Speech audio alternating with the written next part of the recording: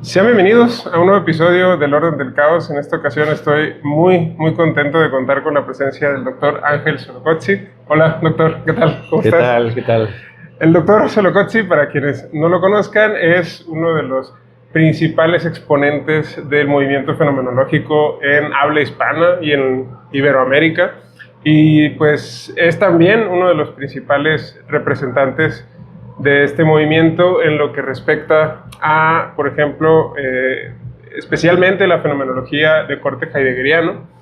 Y pues tiene un currículum muy extenso que pues motiva bastante a que estemos tratando de escucharlo, de preguntarle sobre su trabajo.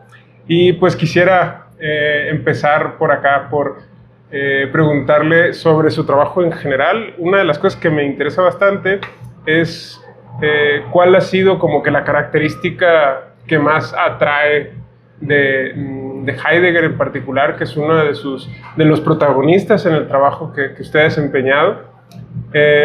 ¿Cuál es como que la característica más atractiva de la potencia teórica de este autor que en su opinión pueda comentarnos por acá? Sí, bueno, pues Juan Diego, muchas gracias por esta invitación y por compartir estos momentos para hablar un poco de fenomenología y en particular de Martin Heidegger y su obra.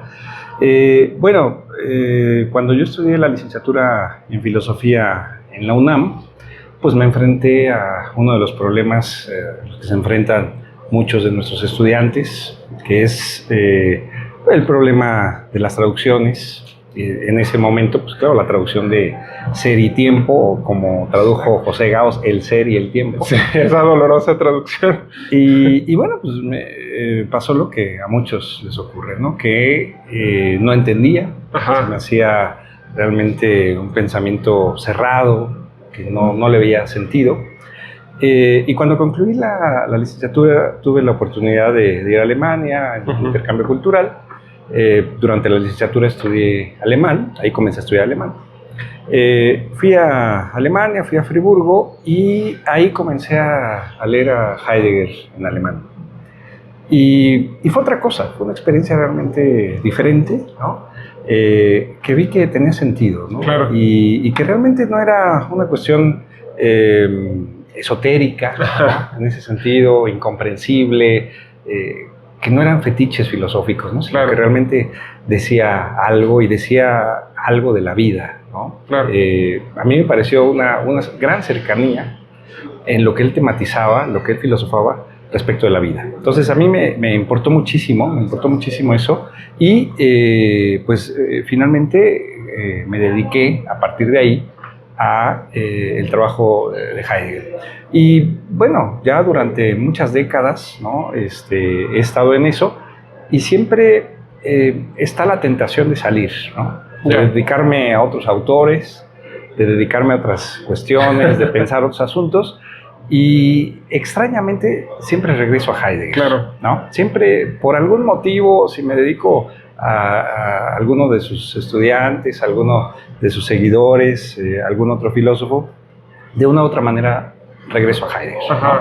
Entonces, a mí me parece que es un pensador que realmente abre caminos, ¿no? Da mucho para pensar, ¿no? Sí, yo creo que esa es una como que de las principales características al leerlo, al menos en mi experiencia, en mi lectura, que no ha sido en alemán, pero ha sido en español. Y una de las sensaciones que tiene uno al leerlo a él y al leer a otros autores es la de pues un pensamiento extraordinariamente creativo. Creo que esa es una de las características que en lo personal me ha llamado poderosamente la atención de su pensamiento y de su manera de tratar ciertas temáticas. Y más en el contexto específico en el que pues aparece su pensamiento, ¿no? Que era bastante fácil de quedarse atrapado, digamos, por ejemplo, para él, en el pensamiento de su maestro, de Husserl, y del movimiento que había alrededor, por ejemplo, pues del neocantismo y de muchas corrientes que eran muy influyentes y muy poderosas, como para que dificultan, en mi opinión, ese poder o esa potencia creativa que él demostró tener de una manera increíble, ¿no? Entonces, No sé, desde su perspectiva, ¿cómo ha experimentado este aspecto, digamos, creativo del pensamiento de Heidegger? Sí, hay dos títulos, dos libros, ya tienen muchos años, pero son indicadores, ¿no? Ajá. Uno de Modesto Berciano, que se llama La Revolución Filosófica de Martin Heidegger, okay, y otro de Gil Villegas, publicado en el Fondo de Cultura, que era Los Profetas y el Mesías, ¿no? Okay. Y claro, los profetas ahí eran Ortega, Gasset y Lukács, y el Mesías era Heidegger, ¿no? Okay. Pero bueno, digamos, esos títulos, que ya tienen muchos años,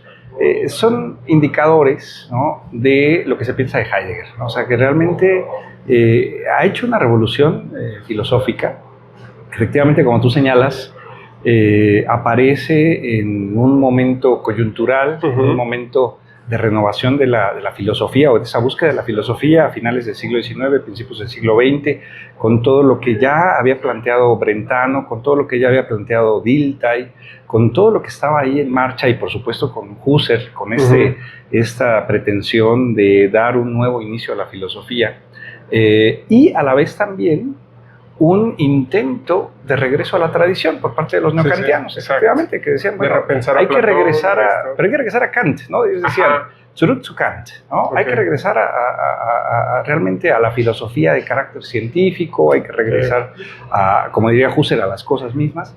Y en ese momento aparece Heidegger, ¿no? Aparece Heidegger y efectivamente dice, bueno, hay que regresar a las cosas mismas, pero parte de esas cosas es la propia historia y la propia tradición de la filosofía. Y no basta con regresar a Kant, hay que regresar a los griegos, ¿no? Y hay que regresar a Platón, hay que regresar, principalmente para él, a Aristóteles, ¿no? Segundo, inicia con Aristóteles, pues efectivamente lleva a cabo una revolución filosófica que tiene que ver con el pensar, evidentemente, que tiene que ver también con formas de hacer filosofía, lo que más adelante vamos a hablar o a nombrar con el nombre de estilo, ¿no? Va a plantear esa cuestión del estilo como un problema filosófico, pero también la manera de enseñar y transmitir filosofía. Creo que muchos de sus alumnos son testigos de esa experiencia, ¿no? De la manera en la que Heidegger daba clase, de haber roto con algunos esquemas, con algunos estereotipos, de abrir realmente el pensar de manera viva, ¿no? Era pues una actuación, ¿no? Sí, hay un montón de testimonios, ¿no?, en este sentido, de que las clases de él eran literalmente espectaculares y que hay un montón de pensadores que justamente acudieron a escucharlo y que dieron fe de que pues era pues un pensador muy, muy, muy poderoso en este sentido, ¿no? De que era pues capaz de ver donde otros no veían cosas, ¿no? Digámoslo así. Y pensaba en Platón en un inicio, ya ve este contacto que tuvo, por ejemplo, con Nathorp, ¿no? Que él trató justamente de dialogar con él a partir de ese texto de Platón. Sí. Un diálogo que finalmente estuvo medio frustrado por pues, la muerte de Nathorp y demás cosas, pero que estuvo, pues, digamos que era parte de las preocupaciones intelectuales que tuvo Heidegger en un inicio, ¿no? Hay digamos, pocos autores, creo yo, que Heidegger respetó, ¿no? Porque, digamos, un vicio que encontramos en Heidegger es que hace muchas críticas. Por ejemplo, en Ser y Tiempo. Ser y Tiempo, si uno lo lee con cuidado, aparecen muchas comillas y, pues claro, son citas, pero no sabemos a quién está citando, ¿no? Entonces, muchas de esas citas, a esas citas siguen las críticas del propio Heidegger. Y hay pocos autores a los que él admiraba o reconocía abiertamente respeto. Y uno de ellos era Paul Nathorp, ¿no? Uno de ellos era Paul Nathorp. Y con Nathorp lo unían muchas cosas, ¿no? Por un lado, digamos, el respeto que tenía a los neokantianos, ¿no?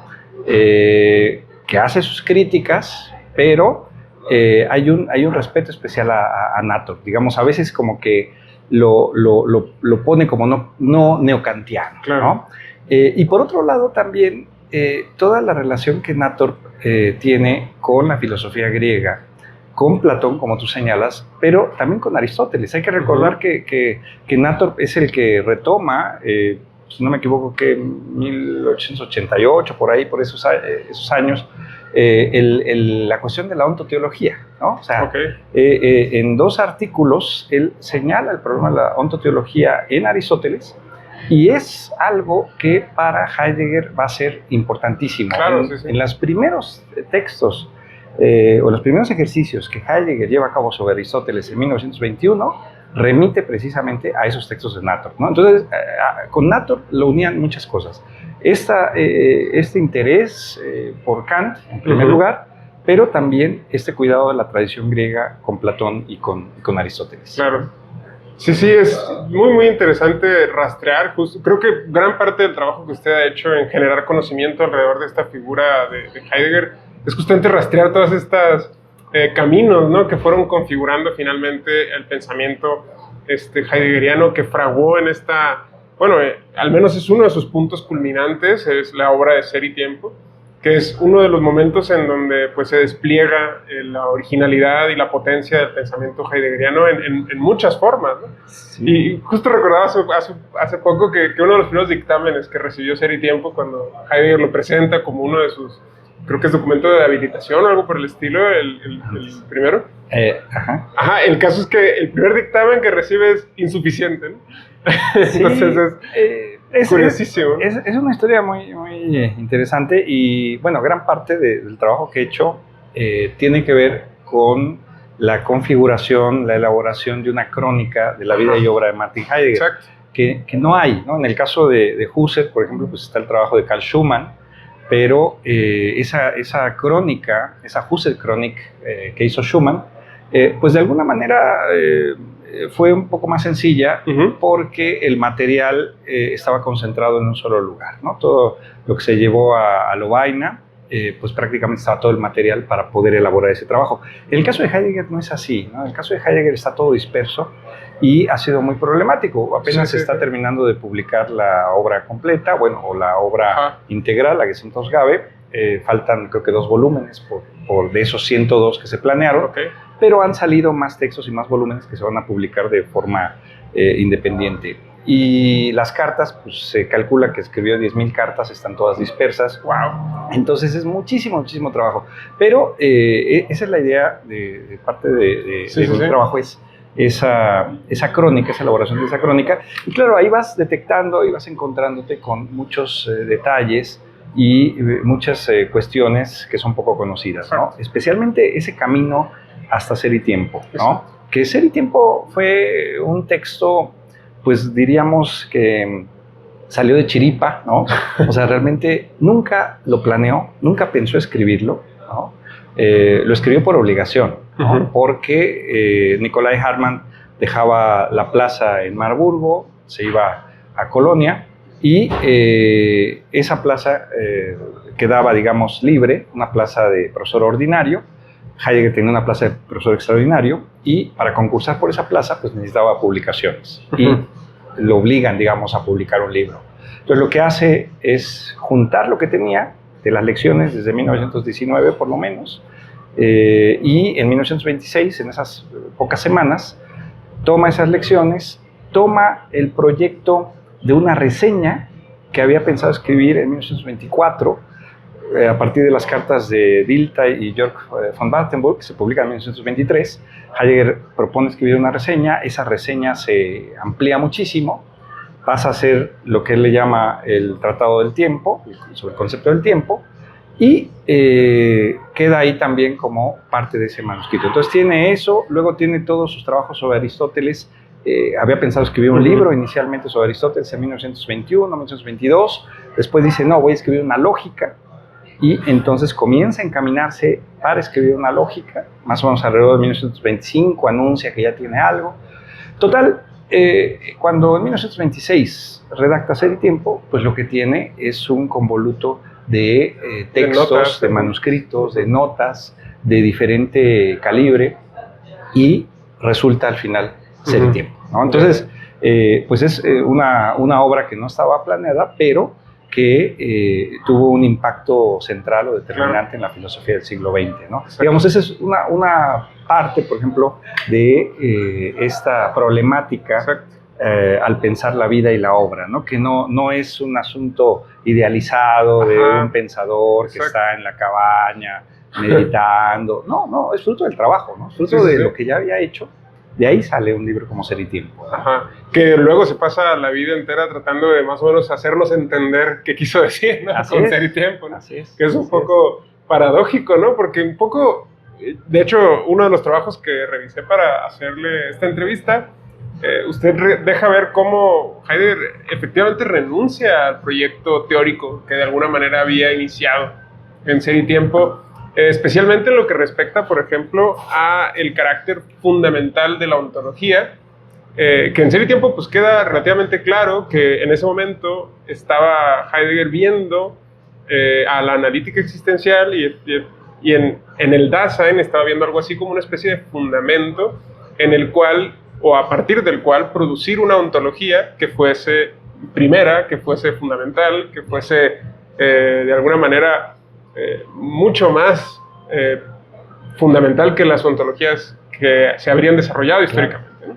Sí, yo creo que el intento inicial que hace es efectivamente repensar una ontología, ¿no? O sea, en qué medida se puede replantear la pregunta por el sentido del ser, y para ello pues toma como punto de partida el trabajo fenomenológico, especialmente de su maestro Husserl, en términos de la correlación, ¿no? O sea, no se trataba de plantear una pregunta con un contenido diferente, con un qué que simplemente se modificara, sino tratar de ver esa correlación entre el preguntar y aquello por lo que se pregunta, ¿no? Y eso lo lleva entonces a repensar, en primer lugar, al ente que pregunta, a las condiciones de ese ente, al modo de ser de ese ente. Entonces, en ese sentido, trata de plantear una ontología fundamental que sería previa a toda posible subjetividad, tal como se planteó desde la modernidad, ¿no? Entonces, hay elementos que Heidegger trata de plantear ahí, especialmente en Ser y Tiempo, pero por lo que ya señalamos, en parte por ese trabajo apresurado, ¿no? Porque si comparamos, digamos, el libro como está, Ser y Tiempo, con las lecciones previas, pues encontramos que hay elementos mucho más desglosados en las lecciones, ahora que ya tenemos los manuscritos, ¿no? Por poner un caso, al inicio de Ser y Tiempo plantea la estructura del preguntar y plantea solamente 3 elementos. Si revisamos una de las lecciones, la primera lección de Marburgo, por ejemplo, el volumen 17 de la Gesamtausgabe, encontramos como 12 elementos del preguntar, ¿no? Y así podemos encontrar, cuando habla de mundo, las 3 dimensiones o los 3 sentidos en que se puede hablar de mundo, lo enfatiza mucho más en algunas lecciones. La cuestión de los indicadores formales como modo de conceptualizar filosófico está desplegado en las lecciones, en Ser y Tiempo simplemente está mencionado, etc. Hay muchas cosas que no aparecen en Ser y Tiempo. Y esas son las críticas que le hizo Karl Levitt, uno de sus alumnos, que le hizo Gadamer, que le hizo mucha gente, ¿no? Que había una diferencia entre la forma en la que había filosofado en las primeras lecciones y cómo quedó Ser y Tiempo al final. Que en ese momento todavía no estaban publicadas y por lo tanto ellos solo recordaban. Así es. Y lo que luego apareció justo en el texto, que sí tenían ellos de Ser y Tiempo, ¿no? Así es. La disonancia que ellos lograban ver, ¿no? Claro, así es. Entonces ahí hay, digamos, como muchos elementos que quedaron allá planteados, algunos que quedaron en Ser y Tiempo mencionados, y otras cuestiones que, pues digamos, fueron pasadas muy rápidamente. Y entonces eso Heidegger lo nota después de la publicación de Ser y Tiempo, comienzan las interpretaciones, especialmente de carácter existencialista, en términos de una antropología filosófica, etc. Y frente a todo eso, Heidegger dice, eso no es lo que quise decir, ¿no? Claro. Y gran parte de la obra posterior, especialmente en los años siguientes, pues se van a dedicar a tratar de corregir eso. Aunque Heidegger dice que no le interesaba lo que se decía, que no le interesaban las reseñas, eso siempre lo está diciendo en las cartas, pero evidentemente estaba al tanto de las interpretaciones que se hacían y corrige, ¿no? Y finalmente, a finales de la década de los 20, pues hay un primer giro en torno a su pensar, y posteriormente sabemos, pues va a ser el gran giro en términos de la segunda, digamos, etapa de su obra, ¿no? Sí.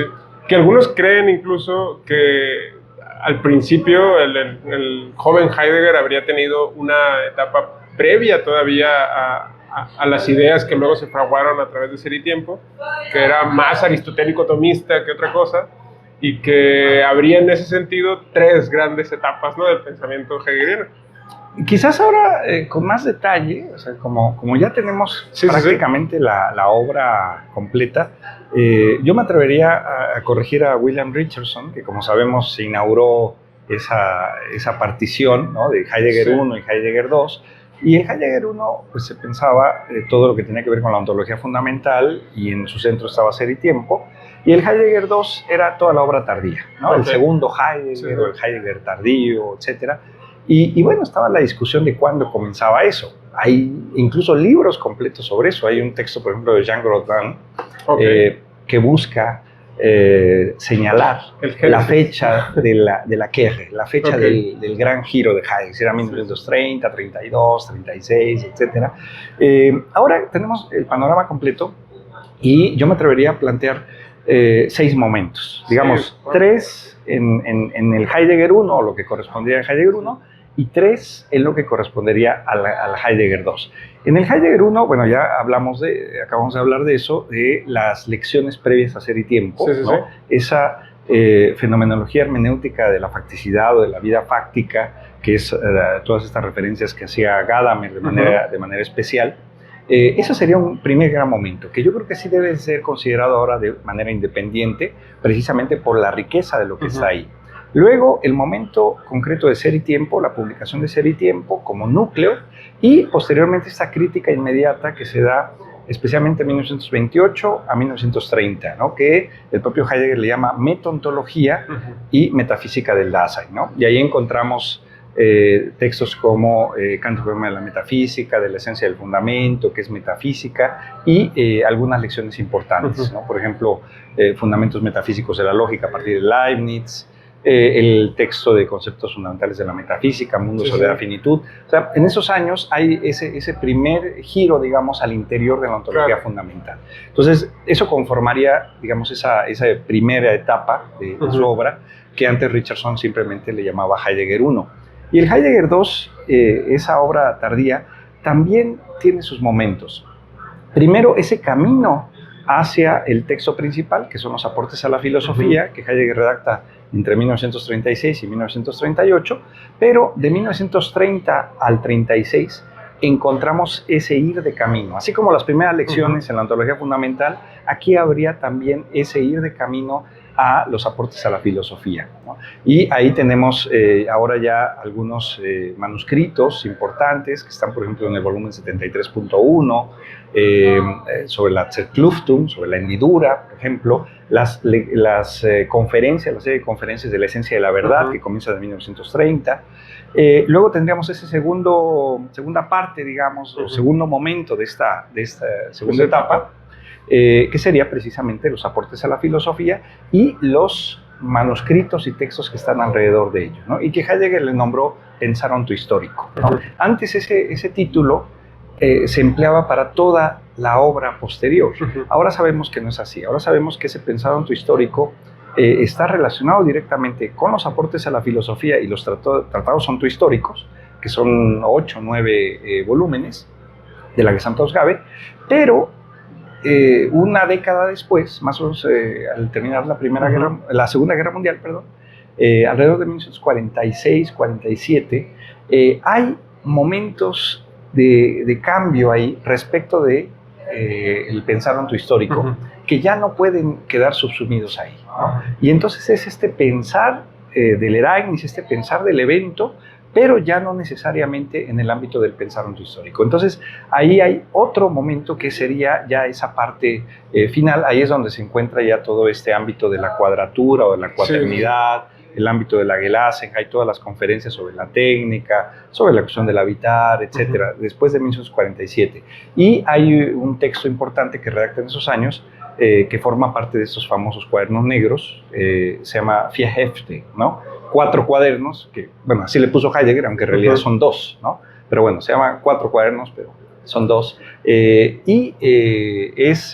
Da algunos señalamientos importantes de lo que sería este pensar relacionante del evento, que sería, digamos, su último momento, el último momento de su obra. El último intento teórico, ¿no? Por decirlo así. Pero hay un detalle que me gustaría recalcar, que pues deriva de la lectura que hice de un texto de usted del año 22, que lleva por título, para quien quiera consultarlo, se llama La espacialización del Dasein en su corporalidad.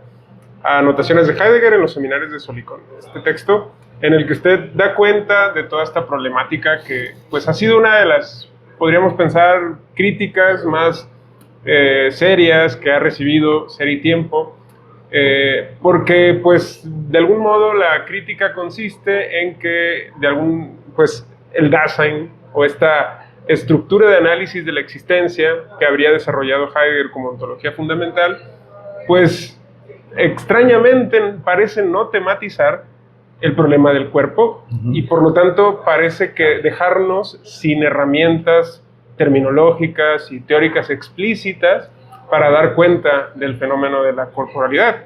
Sí. Entonces, parecería extraño incluso esto, porque pues Heidegger logra un análisis muy, muy detallado y minucioso del fenómeno de la vida humana a través de esta herramienta que es la analítica existencial. Parecería muy extraño que el cuerpo quede fuera, ¿no?, de este análisis, y que quede como ignorado, por decirlo así, en esta primera etapa de su pensamiento.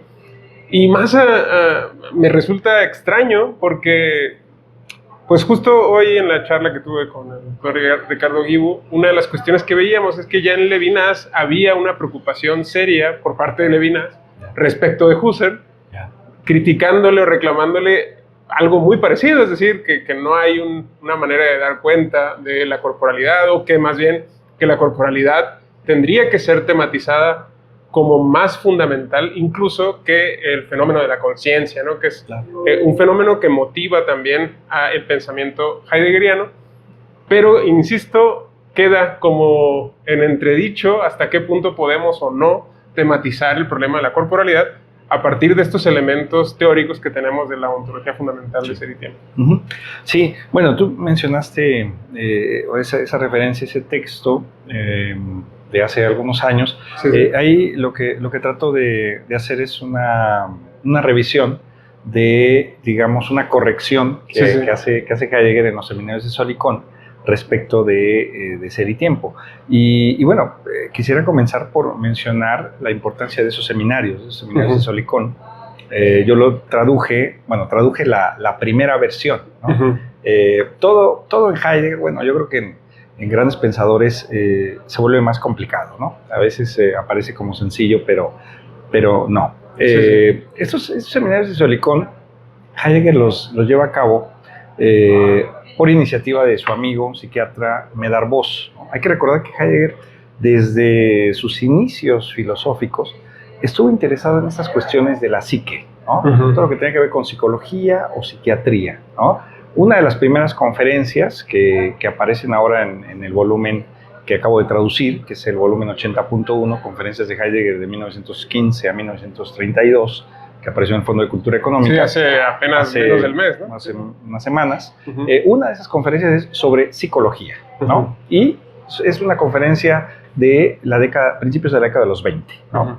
Y que remite precisamente a las lecciones que ya señalamos, las primeras lecciones de Heidegger ahí en Friburgo, en donde le interesa la cuestión de la psicología. Precisamente en ese año, en 1920, conoce a Jaspers en casa de Husserl, ¿no? Y sabemos, Jaspers era psiquiatra, ¿no? Se vuelven grandes amigos y comienzan un intercambio filosófico y epistolar muy importante, en donde para Heidegger es muy importante la cuestión que tenga que ver con fenómenos del ámbito de la psiquiatría, ¿no? Y eso lo podemos rastrear ahí. Esto se mantiene, digamos, ahí en vilo hasta que al final de la Segunda Guerra Mundial, este psiquiatra suizo lo contacta, Medard Voss, le pide orientación sobre Ser y Tiempo, con algunas preguntas. Heidegger le responde, comienzan un diálogo durante pues, una década, y en 1959 Heidegger comienza a asistir con los alumnos de Medar Voz para sostener estos seminarios de Solicon. Se van a mantener a lo largo de una década en periodos vacacionales o fines de semana. Y Medar Voz recolecta los protocolos, una parte importante de los protocolos, también algunos apuntes de los diálogos que tuvo con Heidegger, y hace una selección de cartas.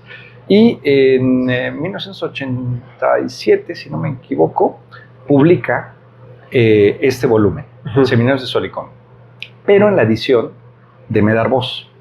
Esa edición fue la que yo conocí en la década de los 90 y la traduje, comencé a traducirla, ¿no? Se publicó en 2007 en la editorial Gitanjáfora por iniciativa de Antonio Sirión, y después en 2013 ya en la editorial Herder, ¿no?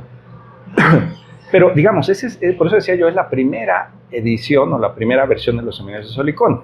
Y hace pocos años se publicó el volumen 89 dentro de la Gesamtausgabe de Heidegger, con los Seminarios de Solicon a partir de los manuscritos y apuntes del propio Heidegger, ¿no? Entonces, digamos, esa es otra versión de los Seminarios de Solicon. Esa no la tenemos traducida todavía, son más de 500 páginas, habría que traducirlo, pero pues ahí da cuenta, digamos, de todo el material que Heidegger ocupó para preparar esos seminarios para no filósofos, ¿no? Y eso es muy importante porque, digamos, yo siempre recomiendo esos seminarios como una vía de acceso o de introducción a la obra y al pensar del propio Heidegger, ¿no? Porque finalmente son seminarios para no filósofos, ¿no?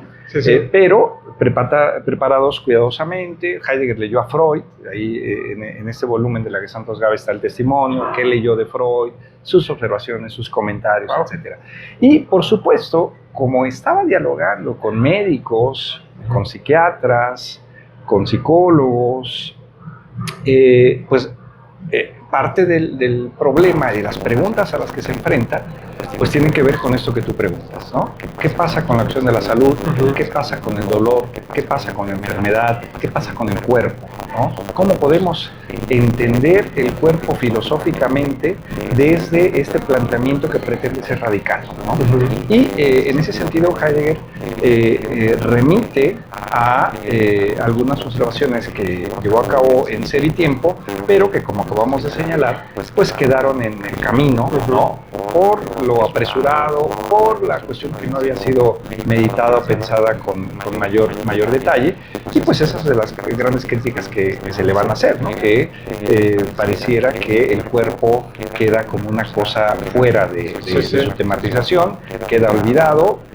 Ahí en los Seminarios de Solicon Heidegger menciona lo que Sartre señala en algún momento, que solamente le dedicó 6 renglones a la cuestión del cuerpo, como si no fuera realmente importante, ¿no? Y claro, la respuesta de Heidegger en los Seminarios de Solicon es esto que acabamos de señalar, que no tenía suficientemente pensado el fenómeno en ese momento, ¿no? Pero si ya se relaciona lo pensado en los Seminarios de Solicon con lo señalado en Ser y Tiempo, me parece que sí hay algunas correcciones y algunas ampliaciones en torno a la cuestión. Y esto tiene que ver entonces con esta posibilidad de pensar de forma ontológicamente radical el fenómeno, ¿no? No en términos de una dualidad, no en términos de una dicotomía en donde tuviese una base ontológica determinada que nos remitiría de una u otra manera a la modernidad, de manera especial, sino en qué medida esta correlación entre el ente y el ser, ¿no? Porque finalmente Heidegger no lo va a despegar, no lo va a separar, no va a moverse en esa dicotomía, sino que va a plantear que hay una diferencia, lo que le llama diferencia ontológica, pero que necesariamente el ser es ser del ente y el ente es ente en su ser, ¿no? Entonces, tomando ese punto de partida, la cuestión del cuerpo entonces no podría quedar de un lado, ¿no? Sino que tendría que ser repensado a partir del modo de ser de este ente que, como tú señalaste hace un momento, es el ámbito de la existencia, ¿no? Y eso exige entonces para Heidegger pensar el cuerpo más allá de la materialidad o más allá del ámbito de la mera extensión, ¿no? Y claro, ocurre entonces una ampliación, como lo señalan los seminarios de Solicón, en qué medida el señalar hacia una puerta o el señalar hacia una ventana en el ámbito de la significatividad estaría también señalado el ámbito del cuerpo, ¿no? O sea, en qué medida también incluye la corporalidad esa posibilidad del significado en el mundo, porque finalmente lo que quiere señalar con ese término de existencia es la necesidad de romper, digamos, los esquemas y los límites pensados desde una determinación ontológica particular heredada de la modernidad, ¿no? Que efectivamente busca tomar distancia o diferenciarse de las otras cosas que están ahí en el mundo. Pero lo que Heidegger está señalando con el término existencia es que precisamente eso que somos solamente lo podemos ser a partir de esa alteridad, a partir de eso otro que necesariamente me codetermina precisamente en tanto ser en el mundo o estar en el mundo, ¿no? Y por eso entonces más adelante va a hablar de ese espacio de apertura, de ese claro, ¿no? Sí. de ese ámbito de apertura que somos, porque pues no podríamos entender eso que somos sin el mundo, ¿no? Sin esa necesaria referencia o en términos, como lo señala, existencia, es decir, estar fuera de sí necesariamente en lo otro, ¿no?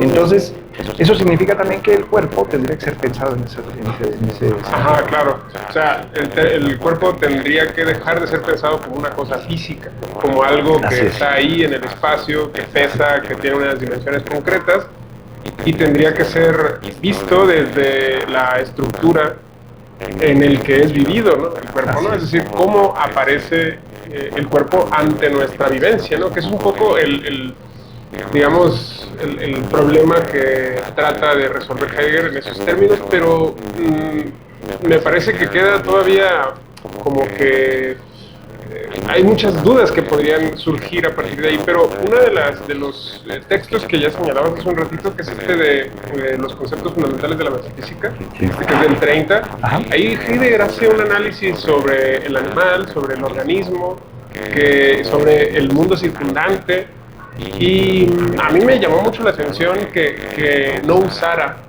lo que ahí creo que hay, que es un análisis del cuerpo, pero no del cuerpo que podríamos pensar o atribuir a nosotros mismos o al Dasein, sino al cuerpo en general como lo vivo, ¿no? Como lo animado, como aquello que tiene la capacidad de desplegarse a través de la vida, como lo vivo, pues.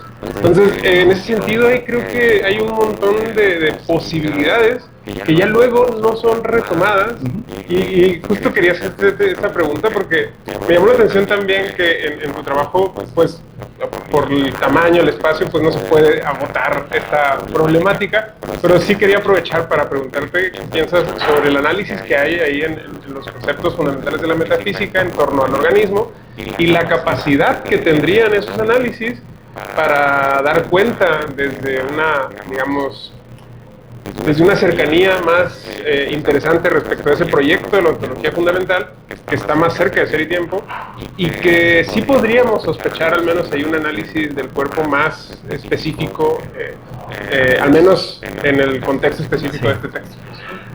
Yo creo que, regreso a lo que decíamos al inicio de esta sesión, que o sea, Heidegger abre muchos caminos, ¿no? Yo hace poco, hace algunos años, publiqué un artículo sobre el taller filosófico de Martin Heidegger, porque realmente trabajaba como si fuera un taller. O sea, su trabajo de pensar, y lo dice en muchos momentos, es una especie de un taller artesanal, ¿no? Y va entonces modelando, ¿no? Va configurando, va retomando, va profundizando en algunas cuestiones, en algunos asuntos, en algunos conceptos, los pone a prueba, ¿no?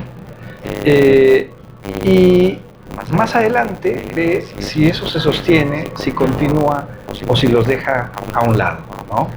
Pero eso que va dejando a un lado, pues es parte de lo que muchos han retomado, ¿no? Muchos de sus alumnos, muchos de los lectores de Heidegger, pues es precisamente eso que va quedando en el camino. Y a mí me parece que de eso depende, digamos, la grandeza de su pensar. O sea, no en que haya hecho una filosofía, ¿no? Porque él mismo va a decir, no tengo ninguna filosofía, ¿no? Sino más bien en este buscar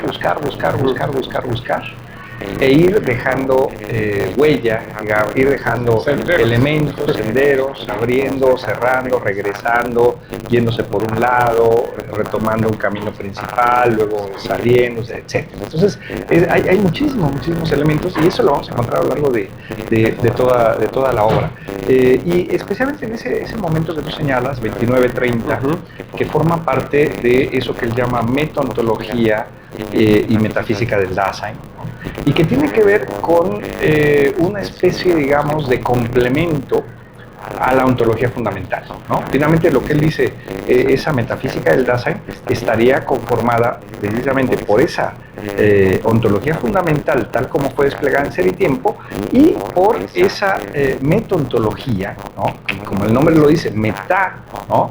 Iría más allá de esa ontología y en donde busca pensar precisamente el mundo, ¿no? Claro. Digamos, por un lado, un sentido estrecho de esa ontología fundamental pensaría la cuestión del ser, y esa metaontología pensaría la cuestión del mundo. Entonces, esa correlación es lo que me parece que busca ampliar Heidegger entre 1928 y 1930, que es precisamente donde se halla esa lección que mencionas, y esa ampliación la señala ahí en términos de pensar modos de ser que no fueron tematizados de forma previa, ¿no? Sabemos que una de las críticas entre esas que se encuentran a Ser y Tiempo, que ya mencionamos, pues dicen, bueno, es que ¿cómo es posible que un libro tan importante solamente remita a 3 modos de ser, ¿no? Solamente habla del Dasein, que existe, habla de los útiles que están a la mano y habla de lo que está ahí en tanto presencia, ¿no? Es todo lo que habla, ¿no? Entonces, muchas críticas que encontramos dicen, bueno, es que falta esto, ¿cómo va a ser una ontología fundamental en eso? Y parte del trabajo que hace entre 1928 y 1930 es precisamente eso, pensar otros modos de ser que estarían remitidos a esta ampliación de mundo, ¿no? A este pensar el mundo como tal y sus posibilidades, y entre ellos estaría precisamente pensar la vida, ¿no?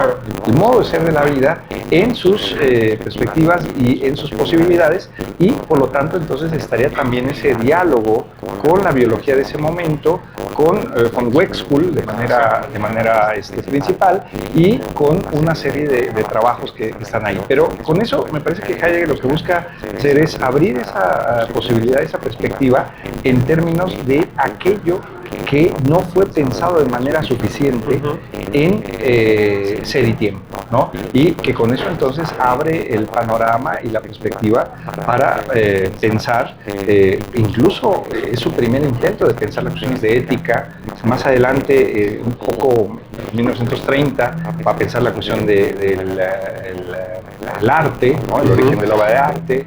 Se piensa incluso la cuestión de las matemáticas en esas lecciones de esos años, la cuestión de Dios, etc. Entonces, digamos, es una ampliación de las perspectivas y de las posibilidades y la manera en la que el Dasein, como ese espacio de apertura, se relaciona con esos otros modos de ser. Entonces, es una vía, lo que está ahí señalado, ¿no?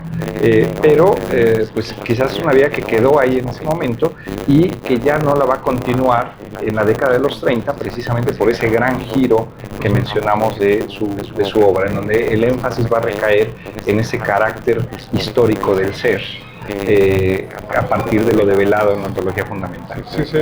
Sí, claro, porque, bueno, también en buena medida me parece bien interesante que una de las conclusiones a las que llega es que una de las enormes distinciones que él encuentra entre el modo de ser del animal y el modo de ser del Dasein estaría dado, al menos en principio, por el logos, que es este fenómeno que ya empieza a ver Heidegger ahí como la distinción o la categoría, digamos, que ya habrían visto los propios griegos, que él retoma un poco como para analizar y ver hasta qué punto es consistente esta diferencia entre el ser humano y el resto de los seres vivos.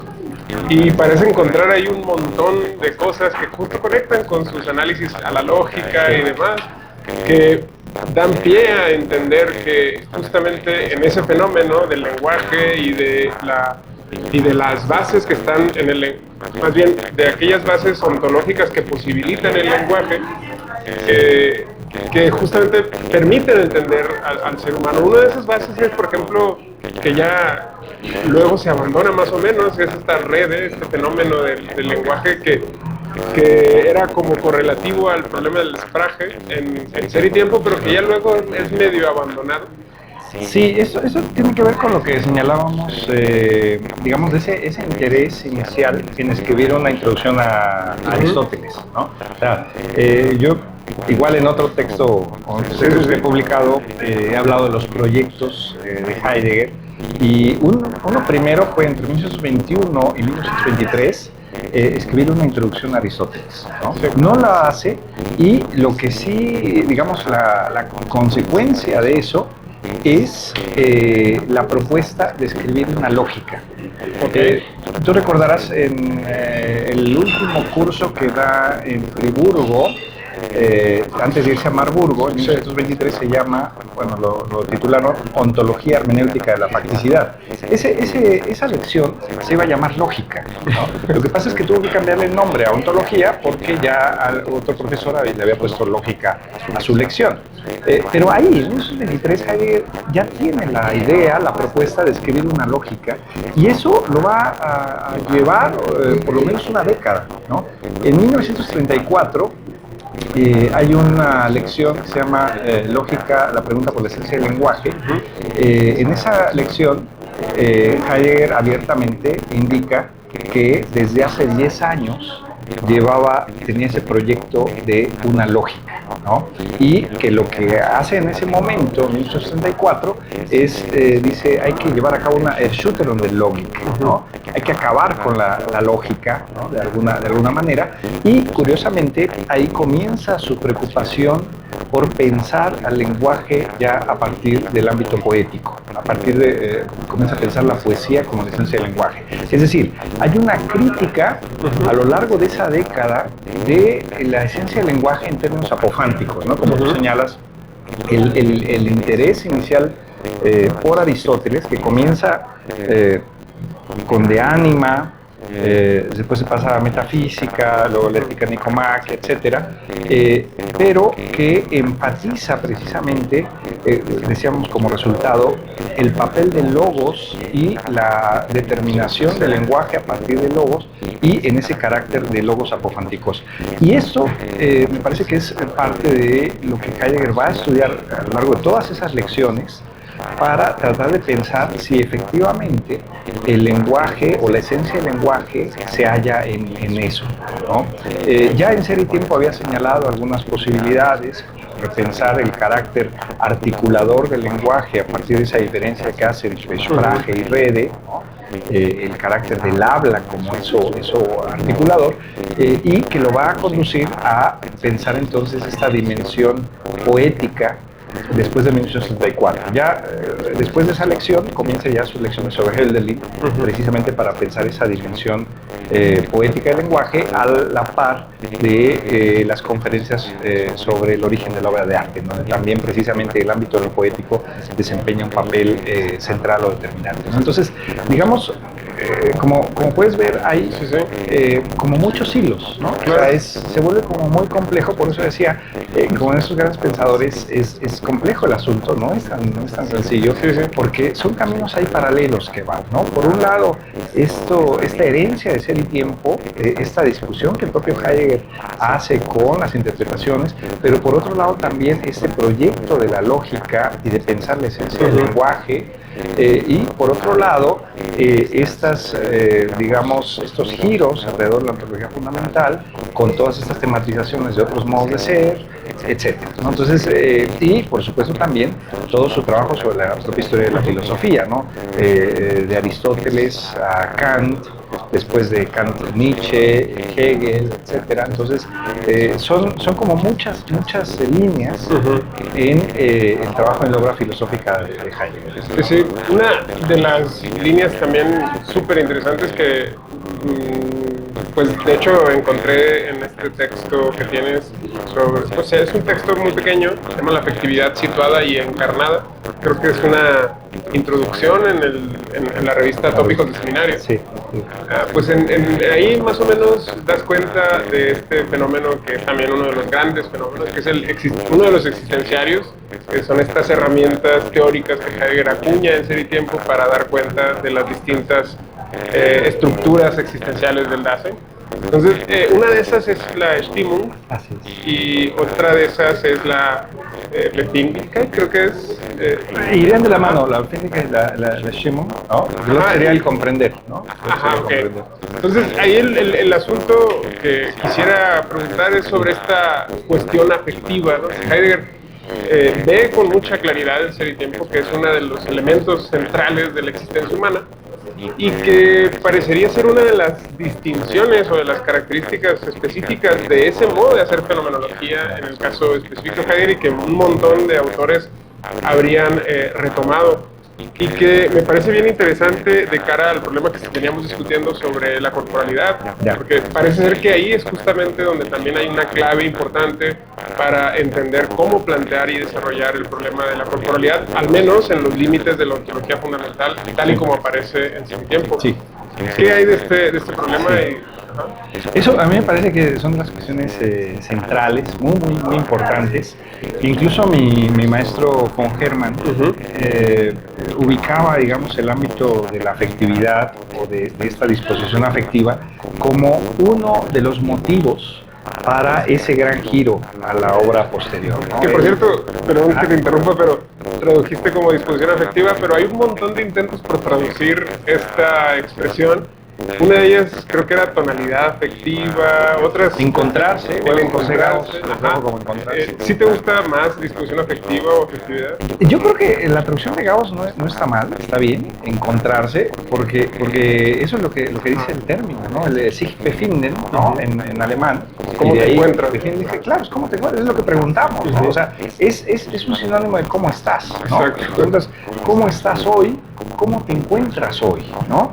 Y esa respuesta, digamos, el estar afectivamente en cierta tonalidad, ¿no? Estoy contento, estoy triste, estoy abrumado, estoy preocupado, estoy angustiado, estoy aburrido, siempre estamos de alguna manera. Y eso es lo que Heidegger quiere enfatizar, y por eso lo señala como un modo de apertura. No es una cuestión accidental, no es una cuestión accesoria, ¿sí? No, es una cuestión que él lo ve como un modo de apertura del Dasein existente, ¿no? Que efectivamente siempre estamos en un temple de ánimo. La otra traducción, o sea, ahorita hablamos de Befindlichkeit como encontrarse, disposición afectiva, pero la otra, digamos, esa disposición afectiva, ese encontrarse, se expresa en lo que Heidegger llama Stimmungen, ¿no?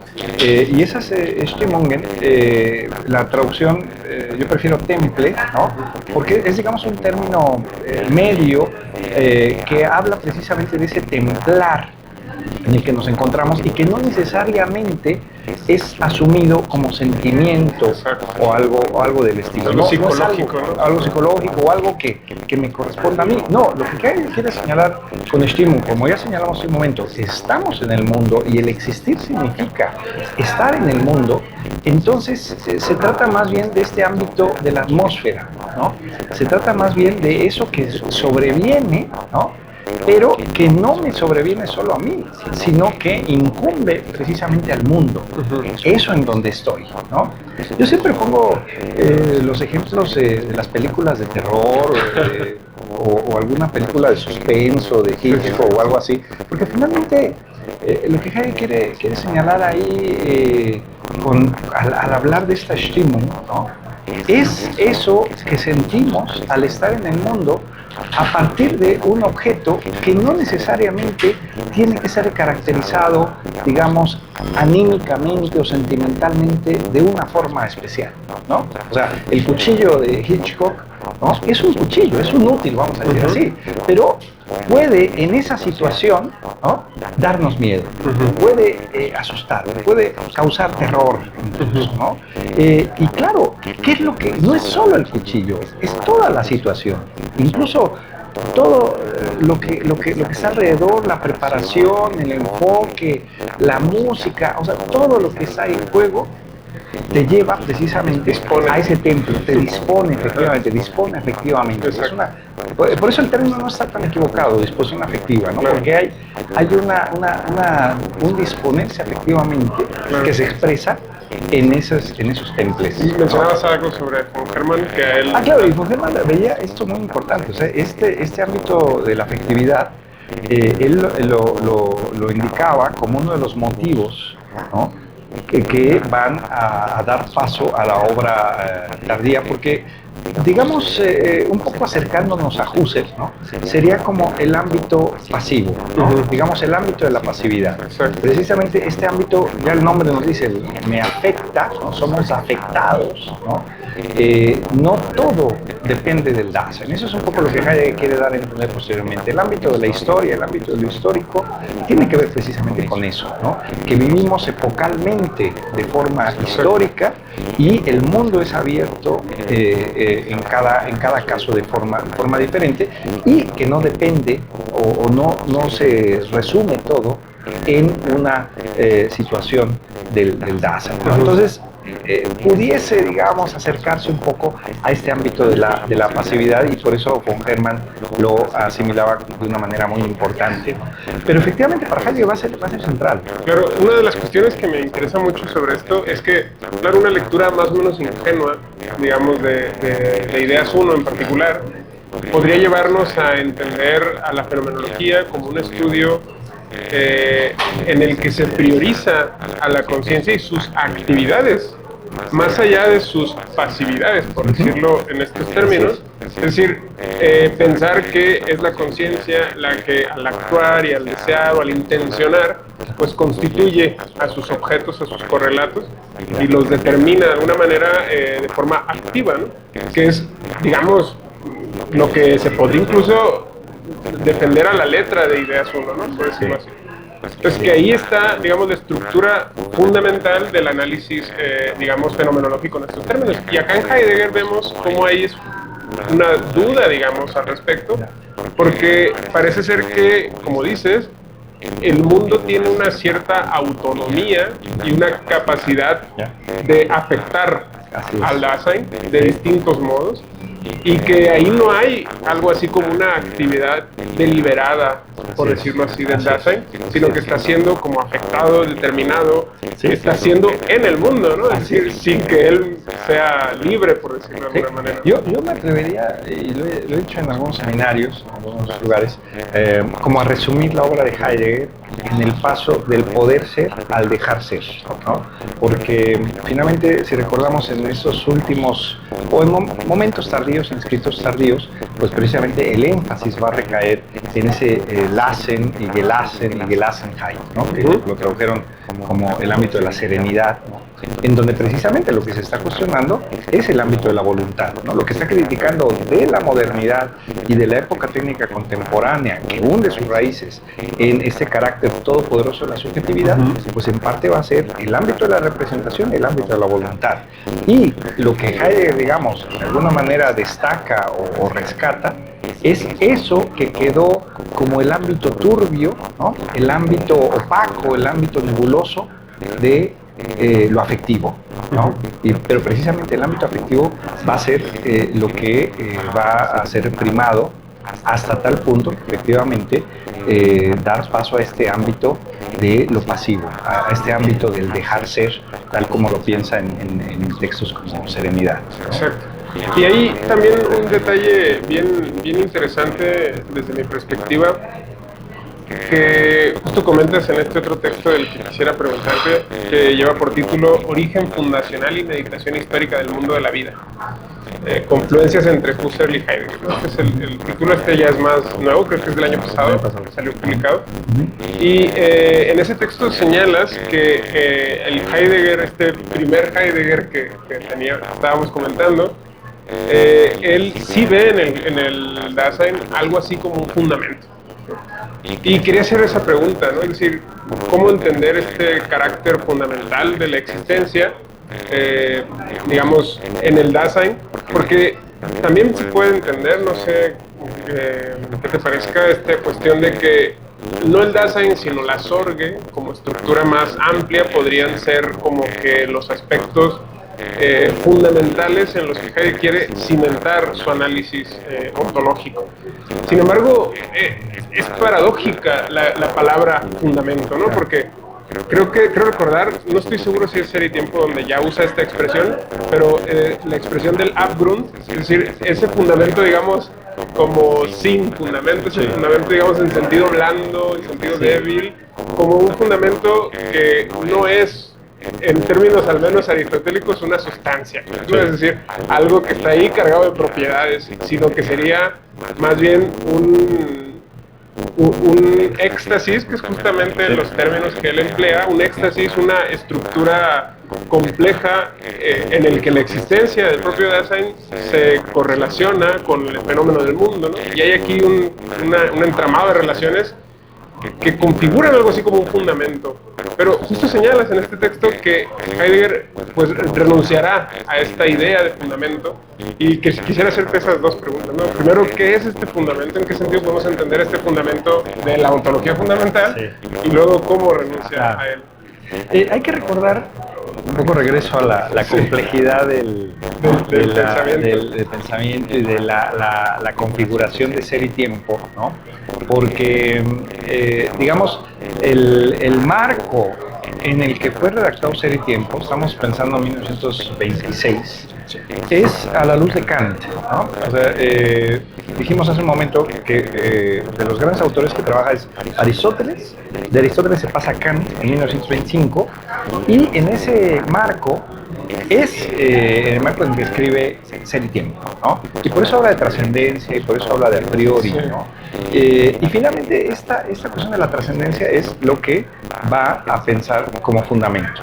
Heidegger hace una diferencia en el parágrafo 9 de Ser y Tiempo, habla de la esencia del Dasein, ¿no? La existencia en la esencia del Dasein, y un poco después, en el texto de la esencia del fundamento, va a decir, bueno, no basta con hablar de la existencia como esencia del Dasein, sino que hay que hablar del fundamento de la esencia del Dasein, que es la trascendencia, ¿no? Y que evidentemente está remitiéndose a Kant con esa idea en esos años, y que efectivamente lo va a pensar como el fundamento de la esencia del Dasein. Y yo creo que parte de este paso, este giro, en la década de los 30, es el cuestionamiento a esa idea de trascendencia, ¿no? Y por lo tanto, entonces, a esa idea de fundamentos. ¿En qué medida, cuando ya en la década de los 30, en los cuadernos negros y en muchos lugares dice, bueno, la ontología fundamental ni tiene fundamento ni es ontología, ¿no? Eso es lo que la autocrítica que va a hacer. Eso de hablar de ontología fundamental, pues, hay que tener cuidado, porque no es ninguna de las dos cosas, ¿no? Pero claro, eso se da a partir de esa autocrítica que hace a la dimensión en la que fue trabajado, especialmente con base en Kant, ¿no?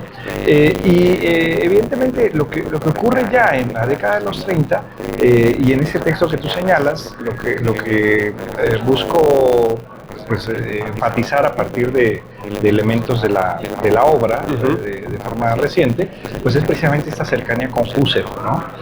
Cómo se está pensando lo histórico a mediados de la década de los 30, más o menos en 1936, cuando Heidegger comienza a redactar los aportes a la filosofía, y cuando Husserl está metido en la crisis de las ciencias europeas y la fenomenología trascendental, ¿no? Entonces está haciendo una crítica a la modernidad y una, digamos, reconfiguración del papel de lo histórico, ¿no?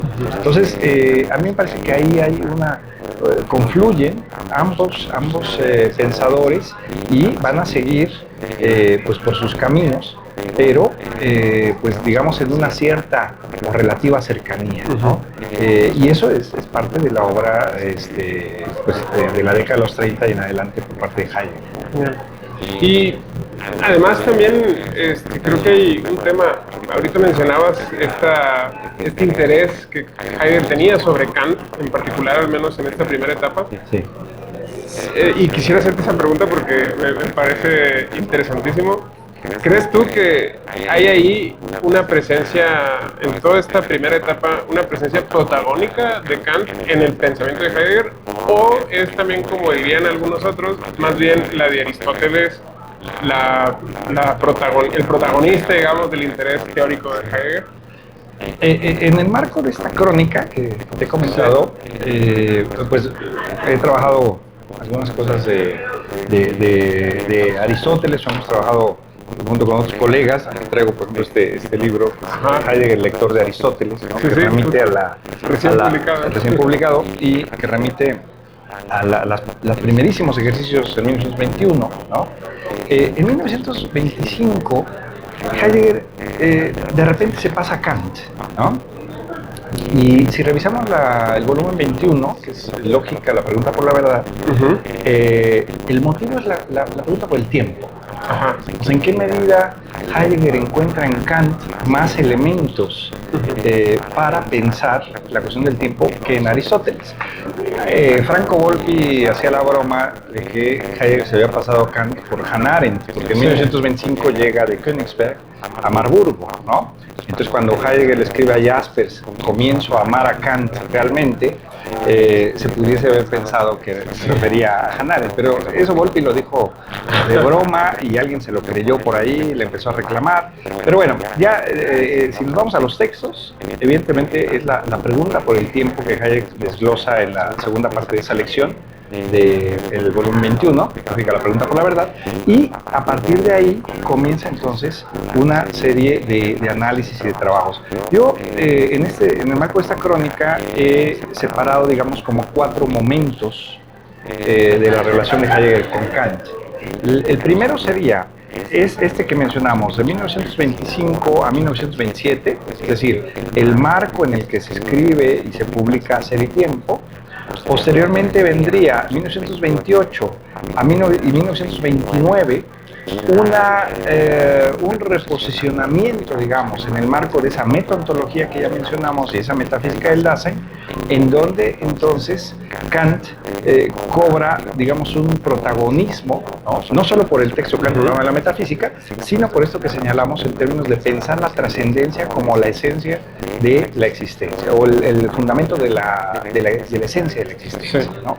Y en 1930 tiene Heidegger una lección en el semestre de verano que es de la esencia de la libertad humana. Y ahí regresa a Kant, pero ahora para pensar la cuestión de la libertad, ¿no? Y es muy interesante, en 1930 y 1932, el papel que Kant desempeña en, digamos, la profundización de la cuestión de la libertad, porque finalmente ese va a ser el punto guía para las conferencias de la esencia de la verdad que comienzan en 1930 y a la vez también lo que va a motivar, digamos, el abandono de Ser y Tiempo. Hay que recordar que lo publicado, eso no lo mencionamos hace un momento, pero el libro publicado Ser y Tiempo fue parcial, ¿no? Una parte no la publicó Heidegger, y por lo menos desde esa fecha hasta 1932 estaba el interés de publicar la segunda parte de Ser y Tiempo. Y en 1932, precisamente de la mano de Kant y del problema de la libertad, Heidegger dice: no voy a publicar y escribir la segunda parte de Ser y Tiempo, y comienza el proyecto, digamos, hacia la historia del ser. Y la última parte, o el cuarto momento, digamos, de la relación de Heidegger con Kant, ya se da en 1935, 36 en adelante, y que tiene que ver ya en este lugar, digamos, de la historia del ser, o de la del pensado ontohistórico, ¿sí? ¿No? En donde, como decíamos hace un momento, ya se piensa de forma epocal.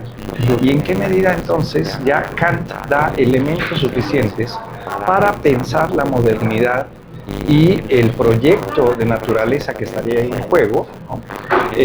Como fundamentación de la ciencia moderna, ¿no? Y es curioso porque, y eso lo he señalado en varios textos, eso nos permite ver que la relación de Heidegger con Kant no es una, no es homogénea, ¿no? Porque evidentemente podemos encontrar y hacer las críticas a la lectura que hace Kant del problema de la metafísica y su interpretación del esquematismo, la interpretación del lugar de la imaginación trascendental, etcétera, pero eso no significa que Heidegger haya descuidado otros lugares o que simplemente los haya ignorado, sino simplemente tenía una finalidad en ese texto, y lo que encontramos en la lección de 1936, por ejemplo, sobre la cosa, ¿no? Los principios trascendentales, ahí es diferente, ¿no? Entonces, yo creo que hay por lo menos esos 4 momentos en la relación con Kant que va a ser muy importante, y por eso yo he hablado también de una década, la década kantiana, digamos, de 1925 hasta 1936, ¿no? Kant es otra de las vías, digamos, o hilo conductor que se pueden seguir en la obra del propio Heidegger.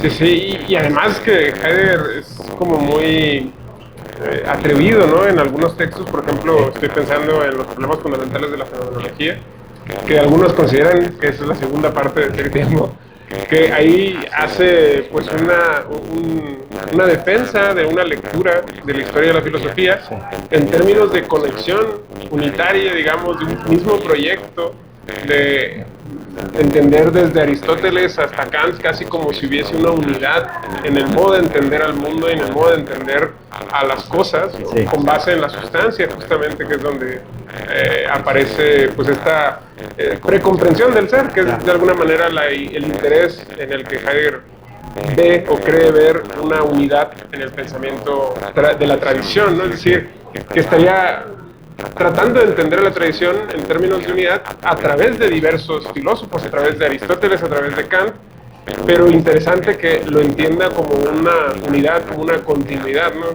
Con Esto, o sea, hay como muchos elementos en su obra que, digamos, primero pone en práctica, sí, y después reflexiona, ¿no? O sea, yo creo que muchas de sus interpretaciones, de los ejercicios que hacen las lecciones, son eso. O sea, primero pone en práctica y ya posteriormente tematiza la diferencia, por ejemplo, entre historia e historiografía. Eso en el pensamiento histórico es parte del trabajo que hace, y de alguna manera intenta justificar, digamos, ese proceder, ¿no? O sea, en qué medida no puede ser pensado en términos historiográficos, sino de una manera diferente, una idea de historia diferente que piensa, y por eso incluso terminológicamente lo diferencia, Geschichte como historia y History como historiografía. O sea, yo lo traduzco así para que se pueda diferenciar. Y efectivamente, entonces, eso pues hace que muchas interpretaciones cuestionen, ¿no? Porque Heidegger dirá, bueno, es que se está interpretando desde el ámbito de la historiografía y no desde el ámbito de la Geschichte, de la historia. Y esto, pues evidentemente, le permite como algunas cuestiones, y uno se va a encontrar pues múltiples interpretaciones donde dice, bueno, pues es que le faltó esto, le faltó le faltó tal cuestión. Pero yo creo que sí, el intento de Heidegger es pensar esa historia del ser, ¿no? Y efectivamente con algunos hilos conductores que plantea, que va modificando, que va enfatizando en diferentes momentos, pero que le permiten pues hablar, digamos, en una dimensión, vamos a decir así, de mayores pretensiones, al hablar de metafísica, ¿no? Y al hablar entonces de un primer inicio, de un otro inicio, y más adelante de otros comienzos, ¿no? Hace incluso la diferencia. Primero hablaba de Anfang, ¿no? Del primer inicio, después va a hablar de Beginn, ¿no? Comienzo, pero en términos plurales, ¿no? Y ahí es cuando en cierto momento se interesa por el pensar oriental, ¿no? Y haciendo una crítica entonces también a gran parte de lo que había señalado en ese pensamiento histórico en términos de una remisión solamente a Occidente de la filosofía griega. Cuando se interesa por pensamiento oriental, habla entonces de esa posibilidad de otros comienzos. Creo que una de las cuestiones que se pueden ver y apreciar es que Heidegger era tremendamente inquieto, otra manera de decir tremendamente creativo, sí, porque constantemente parece estar intentando como que ir más allá de sí mismo, como que ir más allá de su propia sombra, por decirlo así.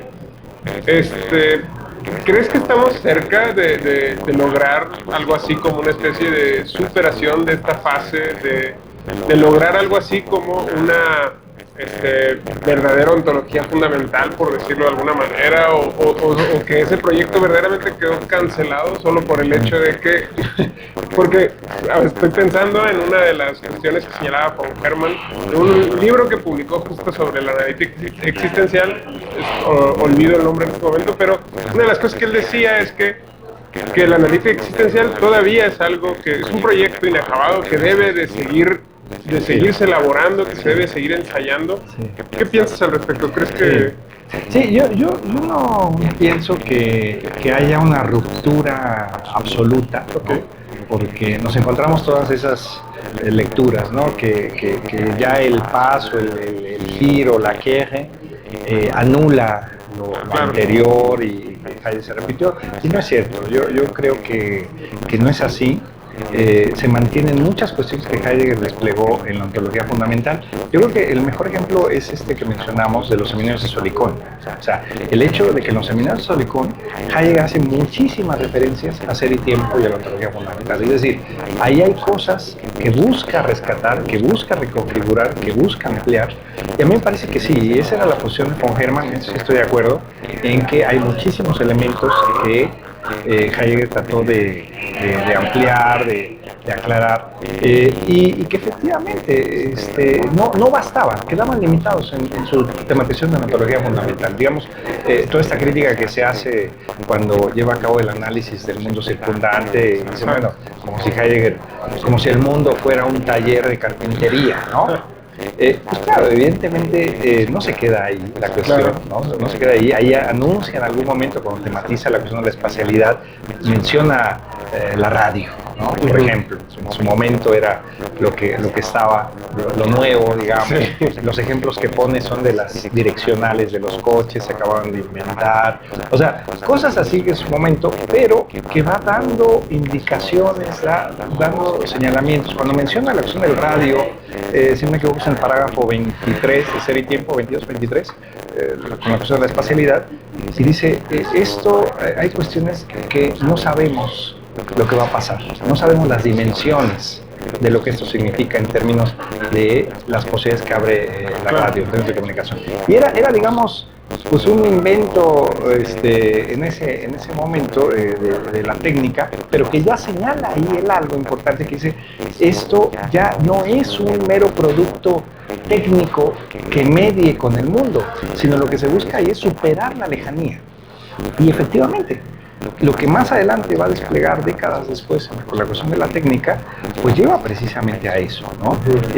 Y a mí me parece que entonces eso es, por ejemplo, un ejemplo de cierta continuidad, de cierta ampliación de los problemas que nos sigue pensando Heidegger, y que ahora pues lo tenemos de forma clarísima, ¿no? El papel de la técnica. Sería algo así como decir que el espacio en términos existenciales no es ni coincide con esta representación geométrica cartesiana del espacio, ¿no? Y que por lo tanto ese modelo no sirve para dar cuenta de estos nuevos fenómenos, ¿no? Así es. Creo que sí es útil, ¿no? Para Heidegger demostrar que el espacio en el que el Dasein existe es muy distinto al espacio en términos de representación física, geométrica. Claro, y digamos, si hablamos de ontología, la determinación ontológica de las cosas, ¿no?